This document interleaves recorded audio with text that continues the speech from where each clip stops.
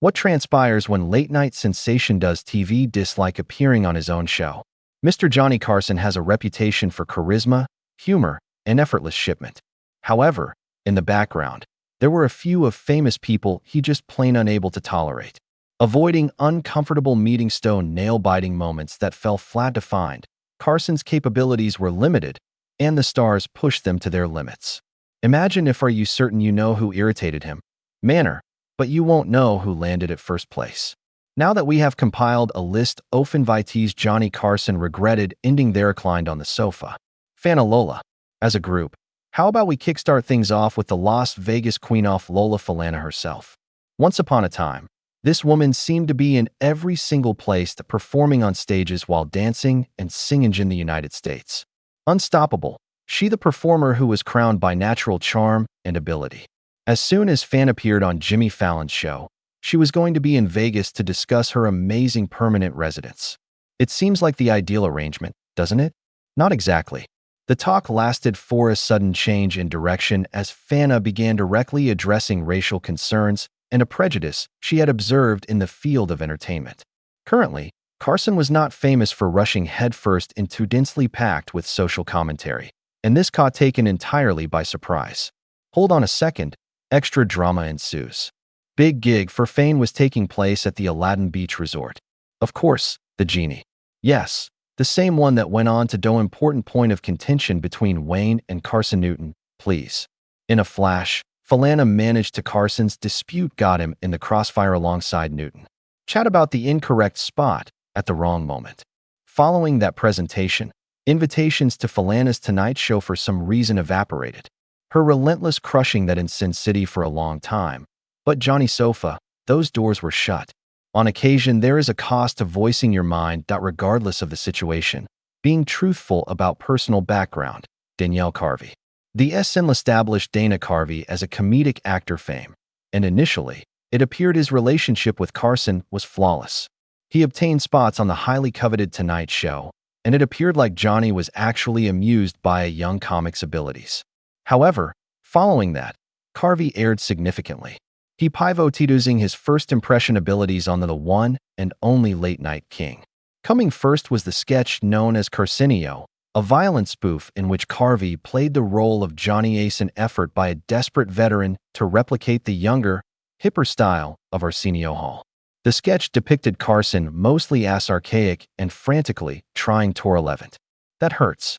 Unfortunately, things get wild. Carvey mustered up the nerve to a representation of this idea that is accurate to Carson's countenance on The Late Show. Envision yourself sitting and making fun of your host on his show in front of him at his studio, having faith, or perhaps the full shockingly. Nobody read the room. Carson thought it was hilarious. The we ceased sending invitations. If Wayne Were to World had a lot of viewers, and Carvey would have been able to utilize Tonight to advertise it, Carson ensured that it wouldn't take place. During his last year off notorious streak, Johnny retained Carvey ATIS, not being made fun of by keeping your distance the monarch within his own fortress. My name is Ed McMahon. Wait, Ed McMahon, you presumably thought, the individual who sarcastically mocked him after 30 years of jokes? Yeah, this once unexpected. However, there is additional more complex than the content shown on the display. Eddie and Johnny were caught on camera workings of magic in tandem. The vivacious character of Ed and strong, well-balanced chuckle timing and Johnny's witty personality. They Appiaritas having fun as best pals their life night after night.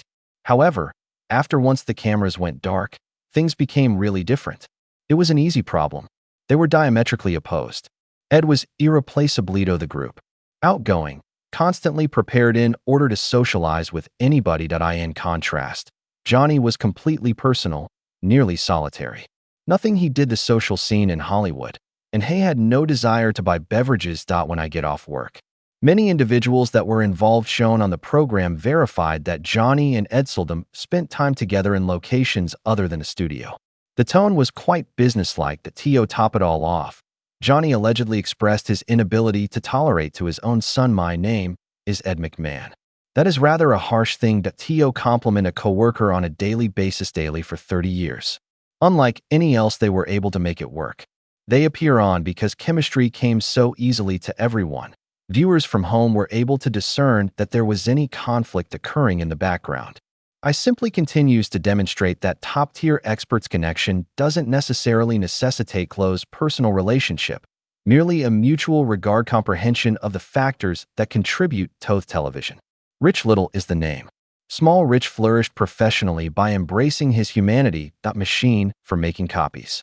As an example, he might tell people, heads of state, Hollywood actresses, and absolutely, Johnny Carson. While Johnny was away, had no problem with it. Only a small common visitor, and Carson would crack a smile and find amusement in Little's intrusion into his impact on the topics they discussed. However, Johnny was working behind the scenes noting results. Whenever Carson lit line a nightclub or during an awards ceremony, it troubled him more than he admitted. You see, Carson kept a close eye on his repute and his name recognition.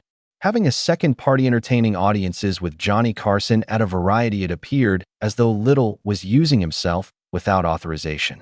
The year 1982 was the breaking point when making an appearance on Little's Tonight Show all of a sudden came to a dead stop. That which Rich asserted in his memoirs that Carson personally had him barred from in order to portray him in too many ways. The creators of the show had an alternative history. Apparently, Little's act just received monotonous and overused. Old. According to him, I was told the situation. Let me tell you something shocking. Little was able to exact his vengeance in the most optimal manner. After HBO produced The Late Shift is a film concerning the disorderly conflict over Carson's potential successor. Want to know who portrayed Johnny? Small Rick on his own. Envision yourself banished from doing one's own show while receiving compensation to portray that role in a big-budget film. That's just hilarious, isn't it? Over there. Wayne Newton is the person in question. Newton, Wayne, and initially, Johnny Carson appeared to be an honest me friends. After making an appearance on Perform on that platform 30 times to climb the celebrity ladder and cement his position as famous in Sin City. I loved it all up until the point when cash and property taking part. Both men desired to acquire the Las Vegas Aladdin Hotel. At the time Carson lost to Newton's bid, the situation changed. Johnny struggled to manage. He began to use after suffering a significant loss his vantage point to fire bullets at Newton. His lecture's comedic timing escalated from energetic to directed, aiming at Newton's presentation and manner of performing. But Carson made a huge mistake when he began to make jokes that implied Newton was associated with criminal organizations. That's more than simply criticizing someone's style or charisma on stage. That accusation that is extremely harmful and cloaked in comedy. Newton was dead serious. The things got so bad that where in fact, Wayne Newton made an appearance at personally to the Carson office to hand over exercise caution. Quit making fun of people because could lead to repercussions. Carson retreated to the most biting jokes. However, we ended our friendship. Newton was never able to achieve another request to attend the performance. For what initially began as a business partnership when sincere camaraderie dissolved due to a commercial transaction that went awry. On occasion, all things are truly ruined by money. Oliver Reed was the man in question. In order to view Johnny Carson thoroughly examined and uneasy, see his interview with Oliver Reed, an English actor. That particular one was a disaster from beginning to end. And one might observe Johnny's thoughts counting down the minutes till and he could go away. A swerve occurred that when Shelley Winters, another visitor, chose to pour her whiskey over Reed's whiskey as the discussion progresses. In place of uplifting the spirit, it just the situation more uncomfortable. Despite what Reed making an effort to ridicule and demolish the anxiety, but Carson was not interested in of it. All during the segment, Johnny seemed completely uninterested. On a regular basis, he would converse with visitors, find humor in their tales, join in the excitement with them. None of it with Reed. Eyes that don't move in timing the passage of time. Whenever Reed was about to express yourself about the subject, Carson would argue otherwise and provide his perspective that I don't mean in a light-hearted argumentative sense, but quite seriously, your opinion is irrelevant to the viewer's sort of manner. There was a specific point when imagine Johnny putting up a fight laugh, and not in a positive way. That was when grin on someone's face after going through a tough, deeply despised. Throughout the interview was emanating some strange, aggressive force that wholly at odds with Carson's customary refined hosting approach. No one has a clue as to what particularly irritated Johnny regarding Reed. Perhaps due to excessive drinking or the vitality of a British actor, perhaps only a clash of personalities. It didn't matter. This still ranks high among the most unpleasant Tonight Show interviews ever, including Carson isn't trying to cover up his disinterest. Collis, Charlie. Dear Charlie, one of the most famous comedians of all time, Collis due of his erratic facial expressions, strange personality types, and particularly his astonishing oral elements. He might be able to create sounds that appeared inconceivable for a oral cavity to generate. He was Carson's favorite due to it, reserving Collis services for roughly 50 times 20 plus years. Are you kidding me? Loyalty. After that, it showed up and everything came to a halt in 1982. A Collis form got down to business, but this time it failed to connect. The pranks broke flat. Nobody was paying attention, and the impact was palpable as it happened. Carson had really mastered the art of rescuing fading kind of humor. A botched attempt could be turned around by him, turn a joke into something more entertaining by realizing that it was unsuccessful. At this point, in response to Collis's plight, Johnny standard procedure by mimicking the sound of explosive device detonation. It was his method of expressing using humor to fix this isn't working. Fair enough. Artists are able to discern when something decomposes. Unfortunately, Collis' disastrous error. To Carson, he intended it as a lighthearted reply, like they were just hanging out, making jokes. However, it was had the connection all wrong. On TV, they seemed nice, yet in real life, didn't have any buddies who were physically violent to one another. In response, Carson said suddenly and brutally, "In all your years of listening to this program once more." In real time, the rebroadcast to an audience of millions of viewers audience. Collis freaked out, attempted to participate, put it in Johnny's lap, and pleaded with him to think again. Seats in the audience were awkward stillness. It wasn't Carson turn around. What he said was absolutely true. Carson has for a further 10 years while Charlie no one ever brought up Collis again. His career persisted because of his connection with Mel Brooks, although he ultimately that spotlight on The Tonight Show indefinitely. Just one force, and decades of amicability vanished under a minute. Rivers, Joan. Oh no, this one is painful, for the reason that Joan Rivers and Johnny Carson enjoyed a true bond of friendship. It wasn't Carson Rivers should just be added as a visitor. His actions caused her to a frequent guest host, who graciously allowed her to his nightstand when he was off. Carson was lauded by Rivers for launching her profession, allowing her to receive the publicity requirements for stardom. Throughout the years, every detail was just right. Afterwards, in 1986 took place. Rivers was presented with Fox's own late-night chat program, vying for viewers' attention alongside Carson. A life-changing event for Joan, her very own program, a stage upon which to get out from under Johnny's shadow. However, she produced a single enormously influential mistake. Carson was kept in the dark by her at the beginning. As word got out, Johnny learned about it through word of mouth instead originally from Rivers. It seemed to him deceived, caught unawares by someone here lied on and assisted. It wasn't Carson eliminate Rivers from his program. He achieved everyone in the entertainment industry business that took part in her program would never be acceptable on the This Is the Tonight Show. Consider the immense I remember that. Carson was able to exclude individuals from participating in the show hosted by Rivers since they were unwilling to miss out on his significantly larger audience. This greatly restricted Joan's ability to book as a result. Her program suffered. She left her role as host and Arsenio was the final name for the show. Performer's gig. Attempting an apology, Rivers went to some lengths to try to fix the friendship, but he never got back to me. He continued to remain silent during his life. Following his 2005 death, they continued to remain silent. Joan made her feelings known when she expressed sadness over the outcome, desiring things had been handled differently by her. It is one of the most tragic rivalries in TV history past simply because it was unnecessary to take place. Just one chat, just one quick touch base prior to the finalization of the agreement, and potentially they would remain friends. Rather than that, vanity caused distress and ruined a significant relationship. My name is Bob Hope. Hope Bob was a comic genius, a cultural figure who delighted actors, ruled the film industry, and was essentially the elite of Hollywood. Mr. Johnny Carson acknowledged his historical significance.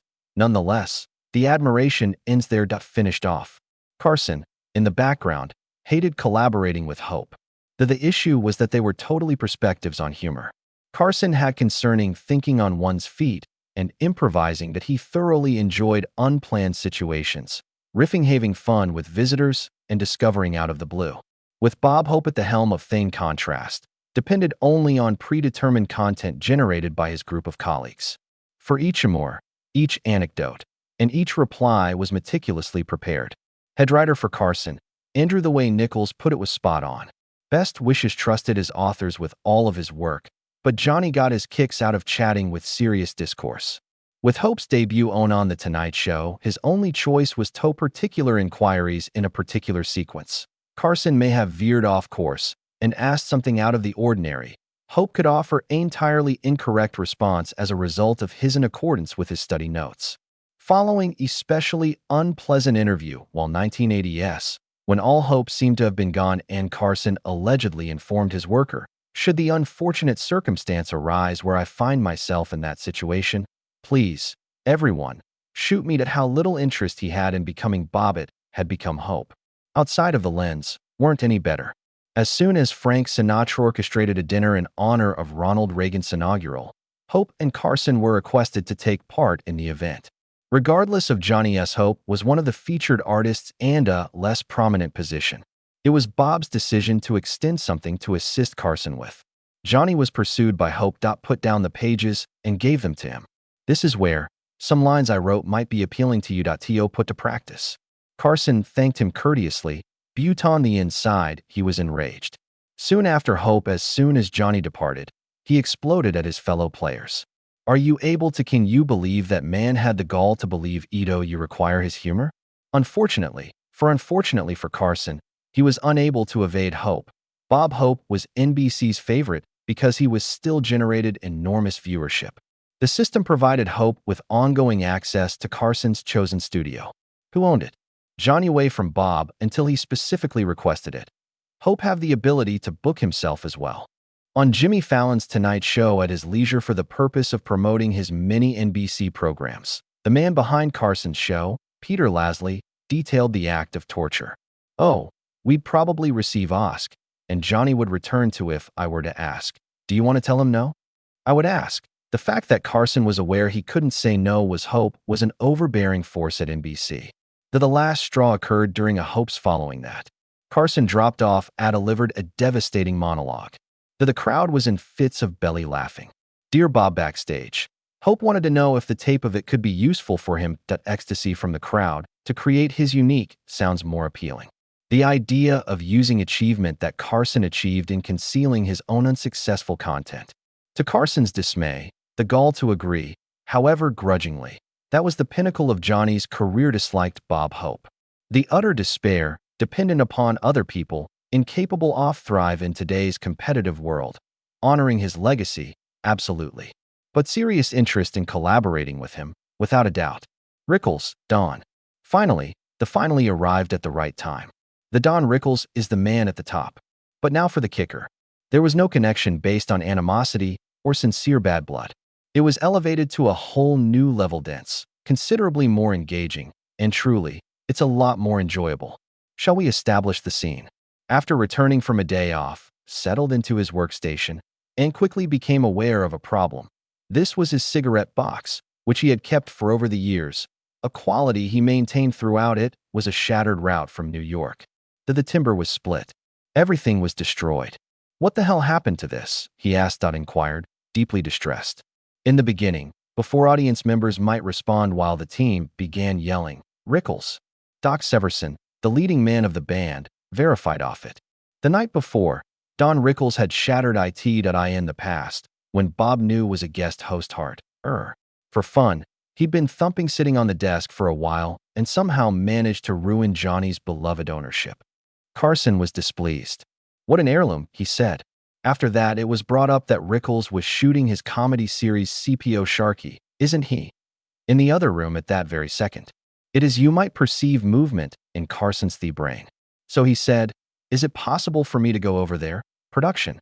After they agreed, Carson in a microphone that he had shattered in front of his studio audience, walking away. A video captured his stride as he strode the corridors leading up to the two entrances. Red lights whirled around. All things considered indicator that the shooting had begun. Are they filming? Carson inquired. Consequently, rather than still awaiting a response, I am indifferent if they went live. He stormed through with the determination of a guy with a goal. Cut the tape. Someone damaged my box for cigarettes. Totally. Rickles came up short of it. Nervous and giggling.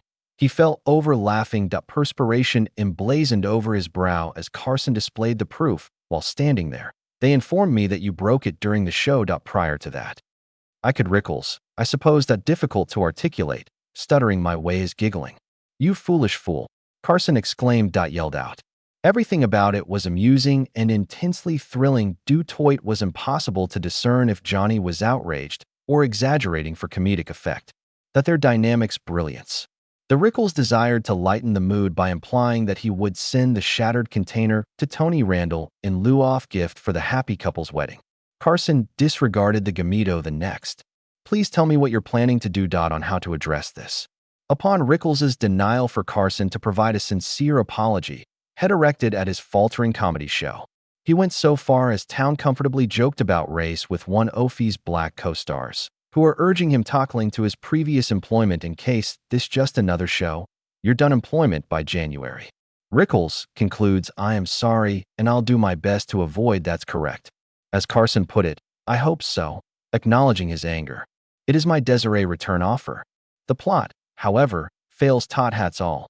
After 2 years, Rickles turned out to be a guest host on The Tonight Return to the stage, this time featuring Carol Ohi Connor.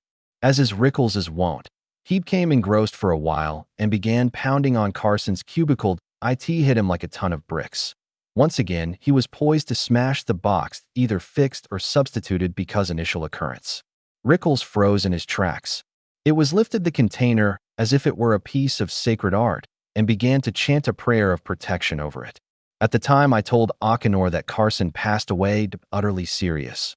I intend to portray him in this way. Excellently said. Dealing with Carson Rickles' romance. They got on each other's nerves. The Rickelson a consistent basis tested limits, and Carson would act out an angry tantrum while love it behind closed doors. They are unique among the people on this list, because Quarrel was actually simply a pair of comedic geniuses executing the longest-running sequence in the history of television. A man named Johnny Carson was late-night television's maestro, but he remained a mere mortal. Even he had limitations, things that irritate him and trigger his anger. It seems like some of the guests went too far, not be aware that they existed. Whoever he trusted deceived him, or failed to value his intellect. Just a handful only managed to irritate him by doing nothing. True error on their part. Much obliged for watching. Find out which feuds caught you off guard. You the greatest? Specify in the comments. Also, make sure you subscribe for further captivating tales from a history of television.